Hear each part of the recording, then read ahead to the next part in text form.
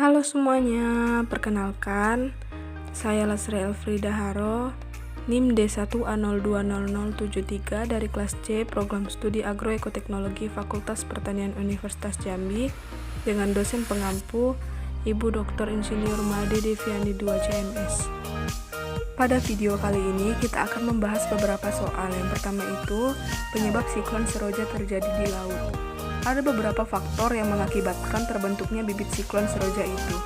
Suhu muka laut yang semakin hangat di wilayah Samudra Hindia mencapai lebih dari 26,5 hingga 29 derajat Celcius atau melebihi rata-rata. Kemudian suhu di udara lapisan atmosfer menengah pada 500 milibar juga semakin hangat lebih dari 7 derajat Celcius.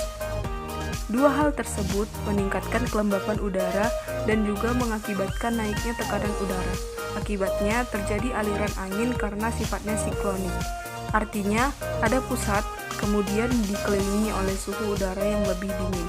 Maka terjadilah aliran massa udara atau angin yang sifatnya siklonik. Kata dia siklonik, tropis sendiri memberikan dampak berupa potensi hujan dengan intensitas sedang hingga lebat disertai kilat atau petir serta angin kencang. Selain itu, memberikan dampak pula pada gelombang laut yang tinggi. Yang kedua, akan membahas mengenai hujan yang dapat merangsang tsunami.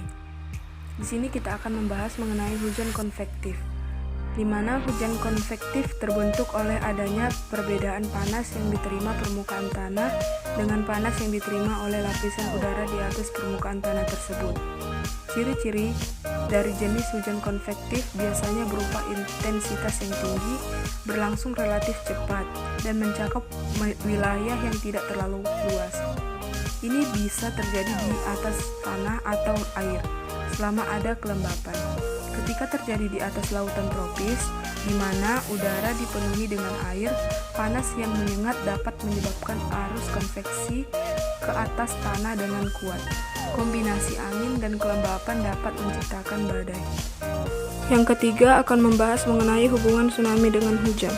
Peristiwa naiknya permukaan laut atau air laut ke daratan yang disebabkan oleh air laut pasang.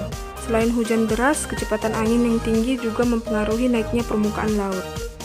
Tsunami yang mendekat kadang-kadang didahului oleh jatuhnya atau naiknya permukaan air.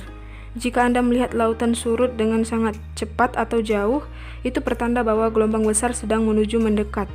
Pergi ke tempat tinggi segera mungkin. Banyak orang terbunuh oleh tsunami Samudra Hindia karena mereka pergi ke pantai untuk melihat lautan yang mundur yang memperlihatkan dasar laut. Para ahli percaya bahwa lautan yang surut dapat memberi orang peringatan 5 menit untuk mengevakuasi daerah itu.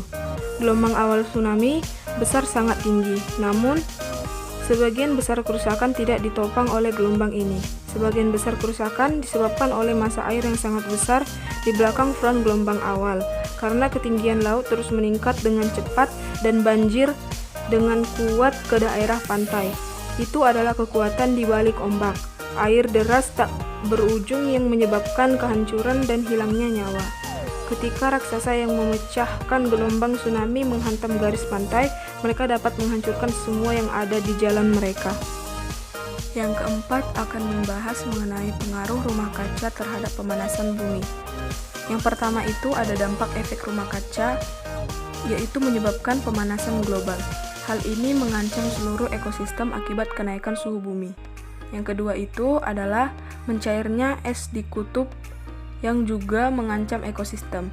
Mencairnya es ini menyebabkan kenaikan air laut hingga menenggelamkan daerah-daerah rendah. Yang ketiga itu, laut akan makin asam karena konsentrasi gas-gas rumah kaca yang meningkat. Asamnya air laut akan mematikan terumbu karang dan ekosistem lainnya. Yang keempat itu, menipisnya lapisan ozon, membuat sinar ultraviolet yang berbahaya sampai ke permukaan bumi. Yang kelima akan membahas mengenai pengaruh gelombang panjang atau pendek dan hubungannya dengan tsunami. Tsunami adalah gelombang laut yang besar yang disebabkan oleh gerakan tiba-tiba dari dasar laut. Gerakan tiba-tiba ini bisa berupa gempa bumi, letusan gunung berapi yang kuat, atau tanah longsor bawah laut. Gelombang ini termasuk jenis gelombang panjang, karena periode gelombangnya adalah dari beberapa jam sampai dengan beberapa tahun. Gelombang tsunami adalah gelombang yang terjadi karena adanya pergerakan massa air di laut yang dapat disebabkan oleh letusan gunung berapi atau gempa yang terjadi di laut, di mana gelombang ini dapat bergerak secepat 800 km atau 500 mil per jam, dengan panjang gelombang yang membentang dari 100 hingga 200 km atau 60 hingga 120 mil. Namun, di lautan terbuka, amplitudo atau ketinggian gelombang sangat kecil. Tingginya hanya sekitar 30 hingga 60 cm atau 1 hingga 2 kaki. Dan periode gelombang atau panjang dari satu puncak gelombang atau palung gelombang ke yang berikutnya dapat bertahan dari 5 menit hingga lebih dari 1 jam. Yang keenam akan membahas mengenai proses perubahan siklon ke daratan. Siklon tropis terbentuk di atas lautan luas yang umumnya mempunyai suhu permukaan air laut hangat lebih dari 26,5 derajat Celcius. Angin kencang yang berputar di dekat pusatnya mempunyai kecepatan angin lebih dari 63 km per jam. Karena ukurannya yang sangat besar serta angin kencang dan gumpalan awan yang dimilikinya, siklon tropis menimbulkan dampak yang sangat besar pada tempat-tempat yang dilaluinya. Dampak ini bisa berupa angin kencang, hujan deras berjam-jam bahkan berhari-hari yang dapat mengakibatkan terjadinya banjir, gelombang tinggi, dan gelombang badai atau storm surge. Siklon tropis di laut dapat menyebabkan gelombang tinggi, hujan deras, dan angin kencang, mengganggu pelayaran internasional dan berpotensi untuk menenggelamkan kapal. Siklon tropis juga dapat memutar air dan menimbulkan gelombang laut yang tinggi.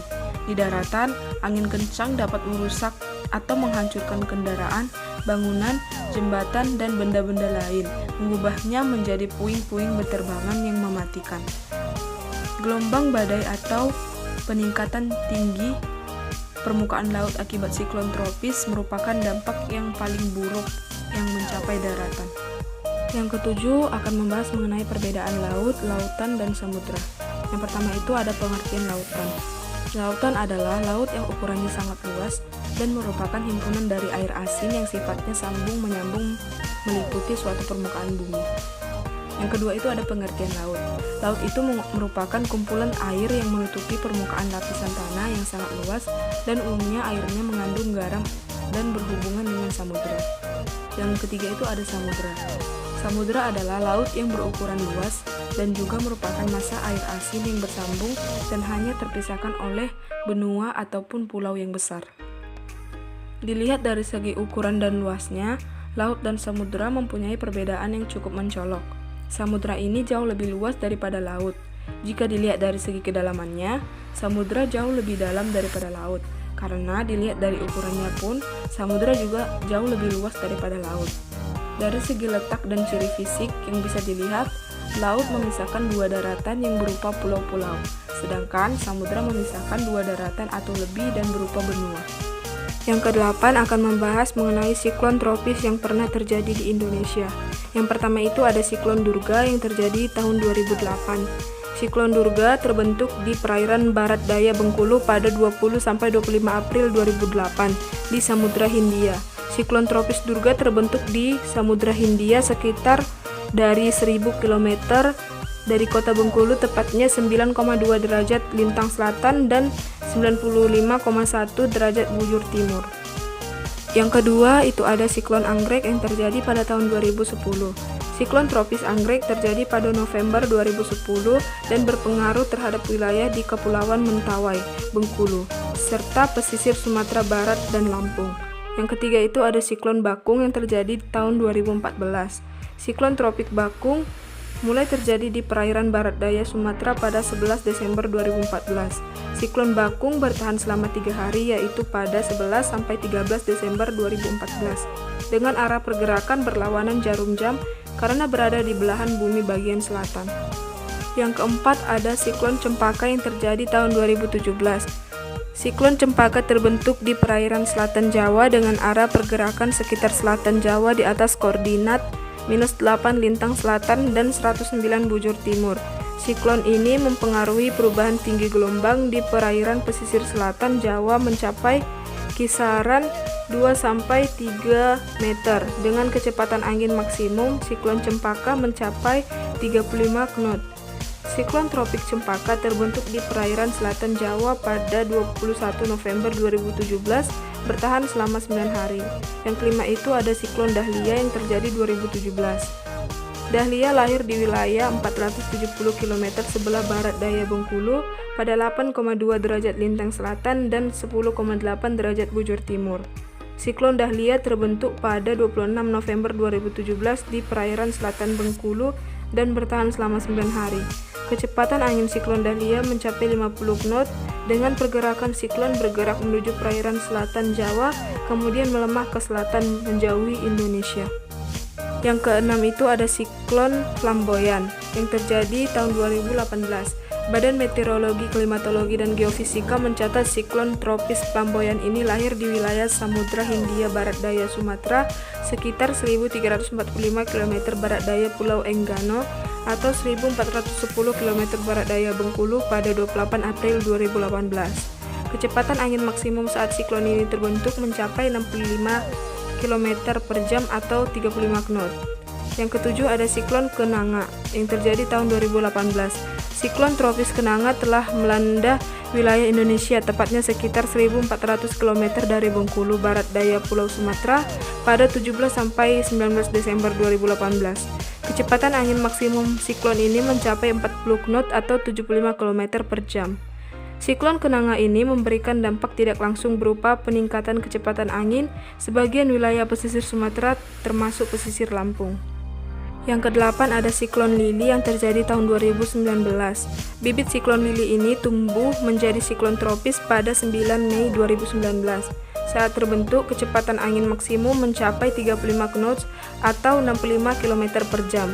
Siklon Lili berpusat di sekitaran perairan Laut Timor atau selatan perairan Laut Banda, memberitahukan banjir dan cuaca ekstrim berupa angin kencang telah melanda beberapa daerah di Kabupaten Maluku Barat Daya saat siklon ini terjadi.